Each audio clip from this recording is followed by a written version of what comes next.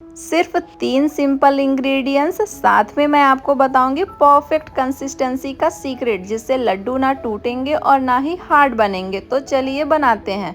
सबसे पहले कढ़ाई में डालेंगे 2 बड़े चम्मच घी। घी के मेल्ट होते ही इसमें हम ऐड करेंगे 250 ग्राम डेसिकेटेड कोकोनट। अगर आपके पास ये नहीं है तो आप सूखे कोकोनट को भी ग्रेट करके उसको डाल सकते हैं। यहाँ पे हमें अपना फ्लेम लो ही रखना है, जिससे कोकोनट जले ना, वरना इसका टेस्ट जो है कड़वा हो जाएगा। अब कोकोनट को हम लो फ्लेम पर 2 से 3 मिनट तक हल्का सा रोस्ट करेंगे।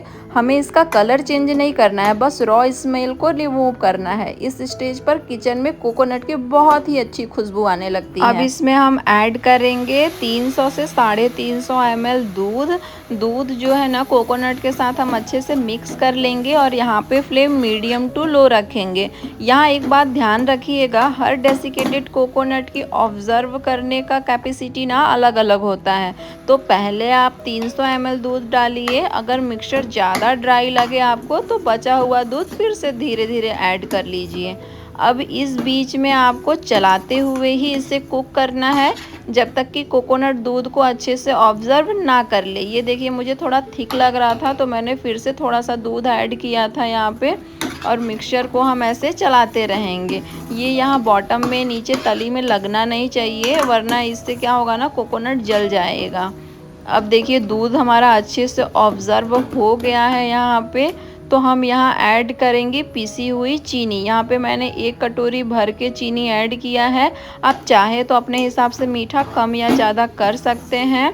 चीनी का मिक्सचर ऐड करते ही देखिए ये थोड़ा सा लूज़ हो जाएगा, लेकिन बिल्कुल घबराना नहीं है। यहाँ पे ये नॉर्मल है, क्योंकि चीनी मेल्ट होते ही मॉइस्चर रिलीज करने लगती है।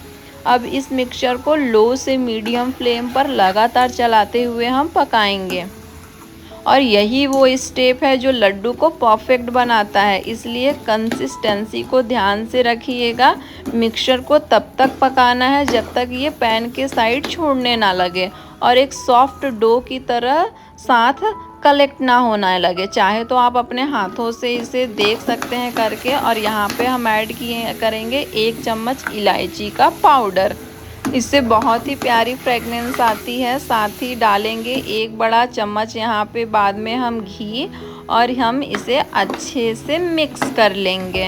अब हम गैस बंद कर लेंगे और मिक्सचर को एक प्लेट में निकाल कर पूरी तरह से ठंडा होने देंगे। बस इतना नॉर्मल टेम्परेचर पर आने दीजिए कि आप इसे हाथों से कंफर्टेबल मतलब पकड़ सकें।